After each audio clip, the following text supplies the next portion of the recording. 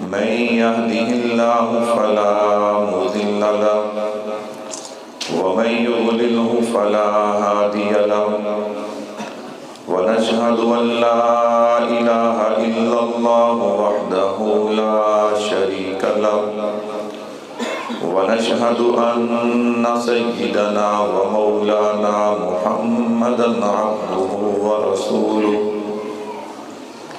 أما بعد أعوذ بالله من الشيطان الرجيم بسم الله الرحمن الرحيم محمد رسول الله والذين معه أشداء على الكفار رحماء بينهم اللهم صل على محمد وعلى آل محمد كما صليت على إبراهيم وعلى آل إبراهيم إنك حميد مجيد اللهم بارك على محمد وعلى آل محمد كما باركت على إبراهيم وعلى آل إبراهيم إنك حميد مجيد۔ میرے نہایت ہی واجب الاحترام تشریف فرما حضرات علماء کرام، دیگر عزیز بزرگ و دوست و بھائیوں، آج کا یہ عظیم الشان پروگرام شہدائے محرم الحرام کو خراج تحسین پیش کرنے کے لیے رکھا گیا ہے۔ میرے اللہ نے چاہا میں آپ حضرات کے سامنے یکم محرم کے شہید کا بھی اور اسی طرح 10 محرم کے شہید کا بھی تذکرہ کروں گا، اس لیے کہ ہم اہل سنت والجماعت ہیں، ہم صحابہ کے بھی غلام، اہل بیت کے بھی غلام ہیں، تو انشاءاللہ العزیز یکم محرم کے شہید کی بات بھی ہوگی اور 10 محرم کے شہید کی بات بھی ہوگی۔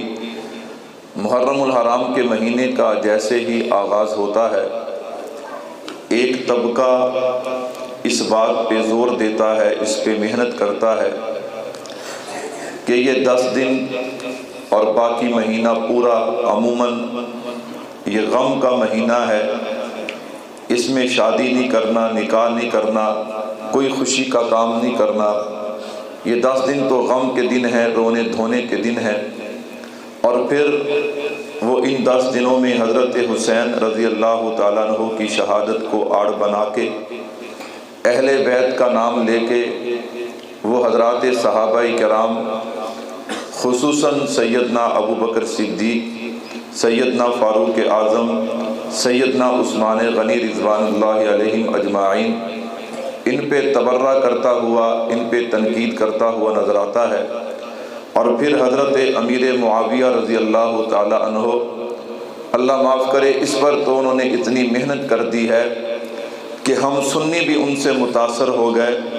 اس لیے آپ دیکھیں کہ کتنے سنی لوگ ایسے ہیں کہ جنہوں نے اپنے بچوں کے نام حضرت امیر معاویہ کے نام پہ رکھے ہیں۔ تو گویا دوسری محنت ان کی یہ ہوتی ہے کہ لوگوں کے سامنے یہ بات رکھو کہ نعوذ باللہ صحابہ اہل بیت ان کی آپس میں دشمنی، آپس میں لڑائی، اور تیسرا تاثر وہ یہ دیتے ہیں، یہ جو سنی ہیں اہل سنت والجماعت، یہ صحابہ کو تو مانتے ہیں لیکن اہل بیت کو نہیں مانتے۔ یہ 10 دنوں میں بالخصوص اور پورا سال وہ اس پہ محنت کرتے ہیں۔ تو میرے بھائیوں، ان حالات و واقعات میں ہر مسلمان کو یہ پتہ ہونا چاہیے کہ میں کون ہوں اور میرے عقائد و نظریات کیا ہیں۔ علم ہونا چاہیے کہ نہیں ہونا چاہیے؟ تھکے تھکے بیٹھے ہو، مغرب کے بعد جلسہ شروع ہوا اور میں ایک بات اور عرض کروں، پورے ملک میں سب سے زیادہ مشکل تقریر کرنا سرگودا کے اس سٹیج پہ ہے۔ آپ کے 87 میں ہے، آپ کہیں گے پتہ نہیں ہم بڑے محقق ہیں، بڑے علم والے ہیں، اس لیے مولوی صاحب کہتے ہیں۔ میں نے کہا نہیں، تمہارا مسئلہ نہیں ہے، اصل میں اس جگہ سے جو ہماری نسبت ہے اور جس کی بھی نسبت ہو، تو ہم چونکہ چھوٹے ہیں، طالب علم ہیں، آپ اشتہار پہ علامہ لکھ دیں، فہامہ لکھ دیں، تو آپ کے لکھنے سے کوئی فرق نہیں پڑتا، چونکہ ہماری یہاں پہ نسبت ہے، ہم کل بھی کارکن تھے، کل بھی طالب علم تھے، اور آج بھی طالب علم ہیں، اور کیا ہیں؟ کارکن ہیں۔ الحمدللہ اسی مسجد میں اللہ اکبر ہم نے دورہ تفسیر کیا، اور مولانا شمیم صاحب فرما رہے تھے کہ سارا دن حاضری لگوا کے میں اس برآمدے میں سویا کرتا تھا۔ یہ تو بس اللہ پاک کا نظام ہے نا جی، جو بڑوں کی تعظیم کرتا ہے، بڑوں کا ادب کرتا ہے، اللہ اسے رنگ ضرور لگاتا ہے۔ کہو انشاءاللہ اسے ضرور رنگ کیا ہے۔ اور کیوں کہتے ہیں نا جی، سارے کا سارا دین با ادب اور بے ادب۔ لوگ پوچھتے ہیں مولوی صاحب کہاں سے فارغ ہوئے؟ میں نے کہا ایک چھوٹے سے مدرسے سے۔ پھر استاد جی کے پاس تو سال لگایا ہوگا۔ میں نے کہا 40 دن لگائیں اور سارے سو کے گزاریں۔ کہو الحمدللہ۔ ہاں سارے کیا ہے؟ سو کے لگائیں۔ میں نے آپ کو بتایا نا یہ برآمدہ ہوتا تھا، وہاں پہ حاضری لگوانی صبح کو، چل میرا بھائی سو جائے ہیں۔ لیکن الحمدللہ ایک بات پہ فخر ہے کہ ہم نے جن کے ہاتھوں میں ہاتھ دیا ہے، پھر ہم نے ان سے 2 نمبری ان کے حق ہر حکم کی تعمیل کی ہے۔ اور میں نے تجربہ کیا ہے، اللہ کا گھر ہے، چونکہ آپ بھی طالب علم بیٹھے ہیں، اللہ کا گھر، میں یہ بات قسم اٹھا کے کہتا ہوں، کوئی صلاحیت نہیں، لیکن بعض دفعہ یوں ہوتا ہے، استاد جی فرماتے ہیں کہ ملک میں فلاں جگہ پہ فلاں بڑا پروگرام ہے، میں نے جانا تھا، میں نے نہیں جانا، اب تو نے جانا ہے۔ میں صرف اس بات پہ کہ اب استاد جی کا حکم ہے، اب مجھے ناکامی ہو سکتی، میں نے تجربہ کیا ہے، تو میں نے کہا بھائی پہلے آپ سے خطاب کرنا مشکل ہے، تے اگر تسی تھکے تے ٹلے ٹلے بیٹھے ہوئے تے پھر گل بڑھ ناڑی، تو اس لیے جاگ کے ماشاءاللہ جاگ رہے ہو، بھاگ رہے ہو ماشاءاللہ، اونچے اونچے ہاتھ کھڑے کرو ماشاءاللہ جو بھاگ رہے ہو۔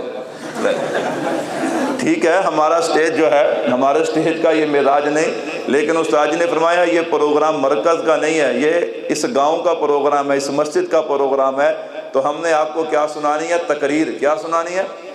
جدوں تک ماحول بنے نہ تقریر اندروں نکل دی، ہاں دلائل نکلتے ہیں، تقریر نہیں نکلتی۔ کسی وقت ہم جماعت کے وکیل ہوتے ہیں اور کسی وقت اپنی مسلک کے خطیب ہوتے ہیں، آج وکیل نہیں آج خطیب ہیں، کہو سبحان اللہ۔ ہاں تو انشاءاللہ آپ حضرات کی توجہ چاہیے۔ تو میں نے عرض کیا 2 چیزوں کا ہمیں پتہ ہونا چاہیے، نمبر 1 ہم کون ہیں، نمبر 2 ہمارے عقائد و نظریات کیا ہیں۔ بھائیو توجہ کرنا، سب سے پہلے ہم کون ہیں؟ میں نے کہا ہم اہل سنت والجماعت ہیں۔ آپ کہیں گے اہل سنت والجماعت، میں نے کہا جی آپ دنیا میں نظر اٹھا کے دیکھیں، آپ کو دنیا میں بہت سارے دین نظر آئیں گے، کہیں پہ یہودیت ہے، کہیں پہ عیسائیت ہے، کہیں پہ ہندو ہیں، کہیں پہ سکھ ہیں، کہیں کے بت مت ہیں، کہیں آگ کی پوجا کرنے والے، کہیں سورج اور چاند کی پوجا کرنے والے، یعنی دنیا میں آپ کو بہت سارے ادیان نظر آئیں گے، لیکن قرآن کیا کہتا ہے؟ ان الدین عند اللہ الاسلام، اللہ کے ہاں اگر سچا دین ہے تو وہ صرف دین اسلام ہے، اسلام کے علاوہ کوئی اور دین اللہ کے ہاں قابل قبول نہیں۔ بھائیو میری تمہید پہ تھوڑی سی توجہ رکھنا تاکہ آنے والی بات سمجھ آئے۔ میں نے عرض کیا سارے دینوں میں سے سچا دین صرف دین اسلام ہے۔ آپ اسلام میں داخل ہوئے، آپ نے کہا مولوی صاحب ہم اسلام میں آئے، سارے دینوں میں سے سچا دین اسلام ہے، ہم نے اسلام میں قدم رکھا، ادھر تو ہر طرف جناب والا مختلف گروہ ہیں، مختلف فرقے ہیں، ہم کدھر جائیں؟ ایک دوسرے کو سچا اور دوسرا اس کو جھوٹا، ہم جائیں تو کدھر جائیں؟ ایک گھر میں 5 مسلمان ہیں، 5 کا علیحدہ علیحدہ فرقے سے تعلق ہے، ایک دوسرے کو جھوٹا اور ایک دوسرے کو ناکام کہتے ہوئے نظر آتے ہیں، مولوی صاحب ہم کہاں پہ جائیں؟ میں نے کہا پریشان ہونے کی ضرورت نہیں، اللہ کے نبی صلی اللہ علیہ وسلم کے دربار پہ چلتے ہیں، آقا علیہ السلام سے فیصلہ کروا لیتے ہیں۔ کیا فیصلہ کروانا ہے؟ میں نے کہا جتنے بھی اسلام میں فرقے ہیں، ان سارے فرقوں میں اگر کامیاب فرقہ ہے تو وہ اہل سنت والجماعت ہے۔ کون ہے؟ اہل سنت والجماعت ہے۔ آپ کہیں گے اتنا بڑا دعویٰ کر دیا، میں نے کہا دعویٰ بھی بڑا ہے، اس پہ دلیل بھی مضبوط ہے۔ ہم اہل سنت والجماعت سارے فرقوں میں کامیاب فرقہ اہل سنت والجماعت ہے، اس پہ دلیل کیا ہے؟ ترمذی شریف اٹھا کے دیکھیے، آقا علیہ السلام نے کیا فرمایا؟ فرمایا سنو ہر امت میں 72 فرقے، میری امت میں 73 فرقے، لیکن کامیاب ایک ہوگا، اللہ کے نبی جو کامیاب ہوگا اس کی کوئی نشانی بھی ہے نا؟ فرمایا ہاں اس کی نشانی بھی ہے۔ اس کی نشانی کیا ہے؟ ما انا علیہ و اصحابی، جو میری سنت پہ بھی عمل کرے، میرے خلفائے راشدین، میرے صحابہ کی سنت پہ بھی عمل کرنے والے ہوں گے۔ اللہ کے نبی نے فرمایا علیکم بسنتی و سنت الخلفاء الراشدین المہدیین۔ آقا نے فرمایا من احب سنتی فقد احبنی۔ آقا نے ارشاد فرمایا فمن راغب عن سنتی فلیس منی۔ تو پھر مجھے جملہ کہنے دینا، جس طرح سارے دینوں میں سے سچا دین دین اسلام ہے، اسی طرح اسلام میں جتنے بھی فرقے ہیں سارے فرقوں میں سے سچا فرقہ اہل سنت سارے نہیں بول دے، جڑے سننے نہیں ہوتا بولو نا، اہل سنت جماعت ہے۔ میں نے پہلے عرض کیا، شاید آپ ذہن بنا کے بیٹھے ہوں، میں نے کہا کبھی جماعت کے وکیل اور کبھی جماعت کے خطیب، چونکہ ہم افراد تھوڑے ہیں نا، اس لیے دونوں کام ہمیں چلانے پڑتے ہیں۔ تو بھائیو توجہ کرنا، ہم اہل سنت والجماعت۔ چلو اس پہ ایک دلیل اور عرض کرتا ہوں، علماء کے لیے نہیں، آپ تو صاحب علم ہے، میں عوام کے لیے عرض کرتا ہوں۔ قرآن کریم اٹھائیے، قرآن کہتا ہے یوم تبیض وجوہ وتسود وجوہ، قیامت کا دن ہوگا، کچھ چہرے چمکدار روشن ہوں گے اور کچھ بیچارے سیاہ ہوں گے۔ سیاہ چہرے کون سے ہوں گے؟ مجھے بتاؤ، جو قبر میں منکر نکیر کے سوالوں کا جواب نہ دے سکا، پل صراط سے گزر نہ سکا، حوض کوثر نصیب نہ ہو سکا، میزان پہ گیا تو نامہ اعمال بائیں ہاتھ میں ملا، یہ چہرہ سیاہ نہیں ہوگا اور کیا ہوگا؟ لیکن جو قبر میں جائے گا، جنت کا باغ بن جائے گی، پل صراط سے گزرے گا، بجلی کی تیزی سے گزرے گا، حوض کوثر پہ جائے گا، آقا فرمائیں کہ میرا امتی آیا، اسے جام کوثر پلا دو، امام الانبیاء کی شفاعت نصیب ہوگی، اور آقا علیہ السلام کی شفاعت کے صدقے نامہ اعمال دائیں ہاتھ میں دے کے اسے جنت پہنچا دیا جائے گا۔ وہ چہرہ کھلے گا نہیں تو اور کیا ہوگا؟ وہ روشن نہیں ہوگا تو اور کیا ہوگا؟ آقا علیہ السلام نے فرمایا کچھ چہرے روشن ہوں گے، کچھ سیاہ ہوں گے۔ صحابہ نے پوچھا ہے اللہ کے نبی یہ روشن چہرے والے کون ہوں گے؟ در منصور جلد نمبر 2 ہے، صفحہ نمبر 63 پہ حضرت عبداللہ ابن عمر رضی اللہ عنہ فرماتے ہیں اللہ کے نبی نے فرمایا یہ روشن چہرے والے اہل سنت والجماعت ہوں گے۔ کون ہوگا؟ اہل سنت والجماعت ہوں گے۔ چلو میں اس پہ ایک بات اور کہتا ہوں، 10 محرم الحرام کو کربلا کے میدان میں سیدنا حسین ابن علی رضی اللہ عنہما نے جو خطبہ ارشاد فرمایا، اس میں ایک بات اور بھی ارشاد فرمائی، جہاں اور بہت ساری باتیں تھیں وہاں پہ ایک بات اور بھی فرمایا لوگوں سنو، میرے نانا نے فرمایا، اگر آپ ذوق میں بیٹھے ہیں، میرے نانا نے فرمایا۔ میں نے کہا کون نانا؟ میں صرف ایک بات کہتا ہوں، کون نانا؟ میں نے کہا وہ نانا جو حسین ہے، دل نشین ہے، محجبین ہے، بہترین ہے، بالیقین ہے، جو صاحب جمال ہے، صاحب کمال ہے، رحمت سے مالا مال ہے، فضل ذوالجلال ہے، جناب آمینہ کا لال ہے۔ میں نے کہا کون نانا؟ اگر تو مجھ سے پوچھے گا نا، کچھ لوگ کہتے ہیں نا جی اور دیوبند والے نبی کا مقام بیان نہیں کرتے، ہم ان کا منہ بند یوں کرتے ہیں۔ کسی کو دلیل سمجھ آتی ہے اور کسی کو دلیل سمجھ نہیں آتی۔ ہر کسی کے مرض کا علاج دلیل نہیں ہے، کچھ کا علاج یوں بھی ہوتا ہے۔ میں نے کہا سن، تو کہتا ہے دیوبند والے نبی کا مقام نہیں بیان کرتے، تو دیوبند والوں کا مقابلہ کر ہی نہیں سکتا۔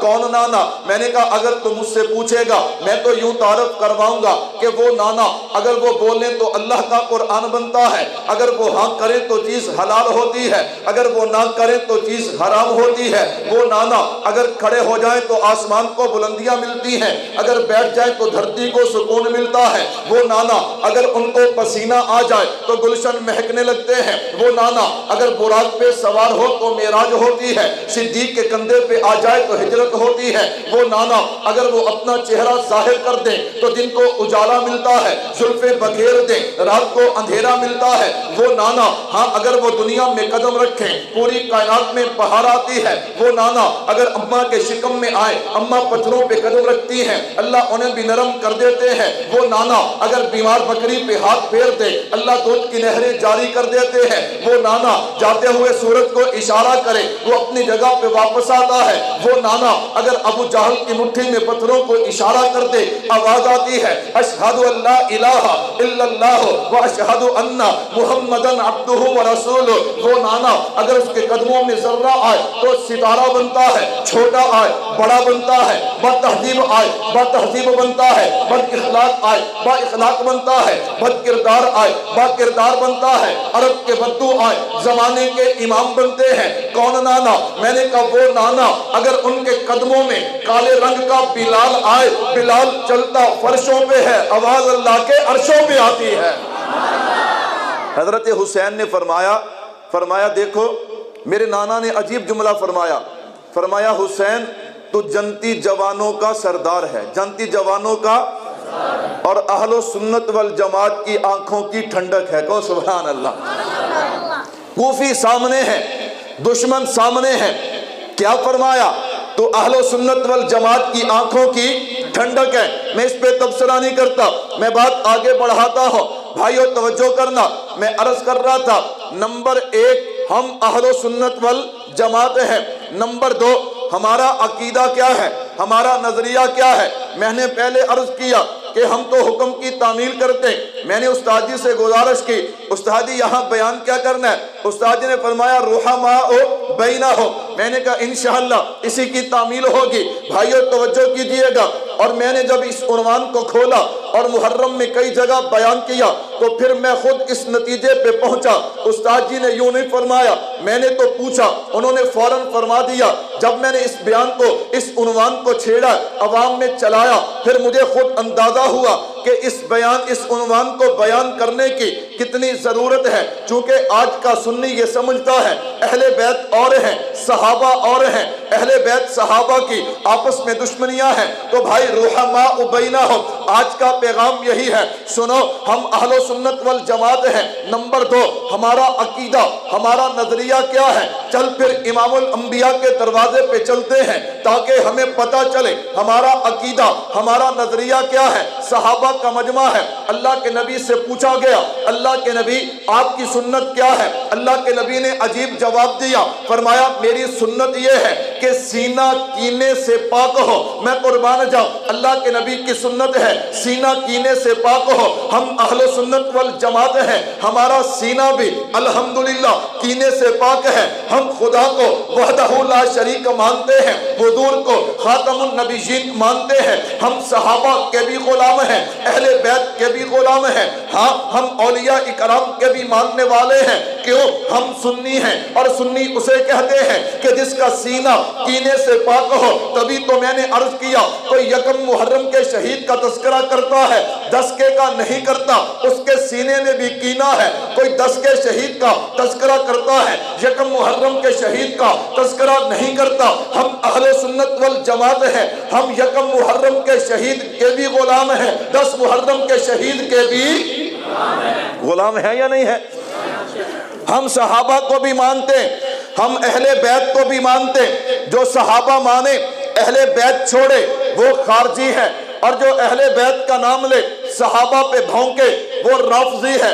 अल्हम्दुलिल्लाह हम खारजी भी नहीं हैं, हम राफसी भी नहीं हैं, हम अहले सुन्नत वल जमात हैं। तो भाई आओ मुहर्रम से बात का आगाज करते हैं ताकि बात लंबी भी ना हो जाए। मैंने वक्त भी मुख्तसर लेना है और अपनी बात भी आप हजरात की खिदमत में अर्ज करनी है। मैंने कहा यकम मुहर्रम से बात का आगाज करते हैं। ये यकम मुहर्रम का शहीद, इसकी अजमत, शान, रिफत, बुलंदी, मकाम क्या है। मुझसे पहले मौला ने आपके सामने कुछ फजाइल रखे हैं। मैंने कहा मैं भी अर्ज करता हूँ, आप उलमा की जमात है।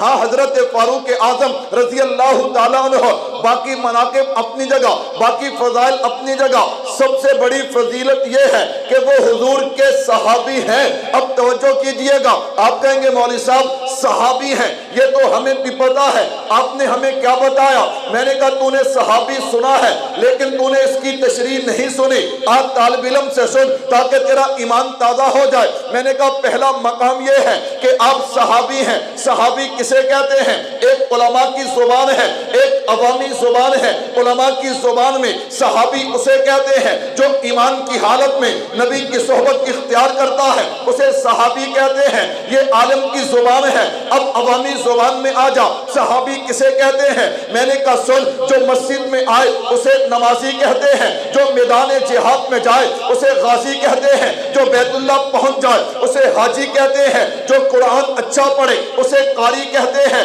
ہاں بھائی جو فیصلہ صحیح کرے اسے قاضی کہتے ہیں، اور جو ایمان کی حالت میں محمد مصطفیٰ کا دیدار کرے اسے محمد کا صحابی کہتے ہیں، اسے حضور کا صحابی کہتے ہیں۔ میں نے کہا مقام صحابیت کیا ہے؟ اگر علماء سے پوچھے گا، علماء تو علمی جواب دیں گے، لا تمسن النار مسلما رآنی اور رآ من رآنی، یہ تو علماء کی زبان ہے۔ میں نے کہا عوامی زبان تاکہ بات سمجھ آئے، مقام صحابیت کیا ہے، صحابی کی شان کیا ہے، صحابی کا مقام کیا ہے؟ اگر تم مجھ سے پوچھے گا میں تو یوں بیان کروں گا، میں نے کہا اگر حضور استاد ہیں، صحابہ شاگرد ہیں، اگر حضور پیر ہیں، صحابہ مرید ہیں، اگر حضور پھول ہیں، صحابہ اس کی خوشبو ہیں، اگر حضور سورج ہیں تو صحابہ اس سورج کی کرنیں ہیں، اگر حضور چاند ہیں صحابہ ستارے ہیں۔ خدا کی قسم بڑے پیارے ہیں، عجیب نظارے ہیں۔ اللہ کی قسم دیوبند والوں کا عقیدہ ہے کہ جنتی سارے کے